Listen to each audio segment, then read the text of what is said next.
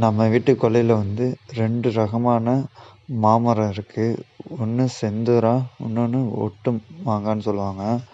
இது அழகாக காய்ச்சிருக்கு, அழகாக கீழே உரமாக கொத்து கொத்தாகவே தான் இது காய்க்கும்.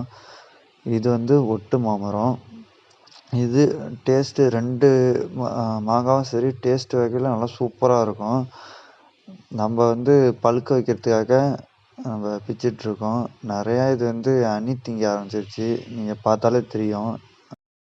நம்ம தேவைப்படும் போது கொஞ்சம் கொஞ்சமாக பிச்சிட்ருந்தோம். ஆனால் இப்போ பார்த்தா வந்து ஹனி ரொம்ப கடிக்க ஆரம்பிச்சிருச்சு. அதனால் நம்ம கொஞ்சம் எடுத்துக்கிட்டு நம்ம கொஞ்சம் சொந்தக்காரங்களுக்கெல்லாம் கொஞ்சம் கொடுத்துருவோமேன்ட்டு கொஞ்சம் கொஞ்சமாக எல்லாமே பறிச்சிட்ருக்கோம். பழுக்க வைக்கிறதுக்காக வந்து அம்மா ரெடி பண்ணிகிட்ருந்தாங்க. வைக்கோலை வச்சு மாங்காய் எல்லாத்தையும் வச்சுட்டா நல்லா பழுக்கும். கீழே அடிப்படாமல் இருக்கணும். அடிப்படாமல் இருந்துச்சுன்னா பழம் வீணாக போகாது.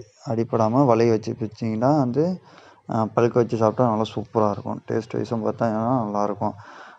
செந்தூராவும் பழுக்க வச்சு சாப்பிட்டாலும் நல்லா சூப்பராக இருக்கும், இனிப்பாகவும் இருக்கும். கொஞ்சம் கீழே விழுந்த மாங்காய்லாம் வந்து நம்ம ஊறுகாய்க்காக வெட்டி போட்டாச்சு.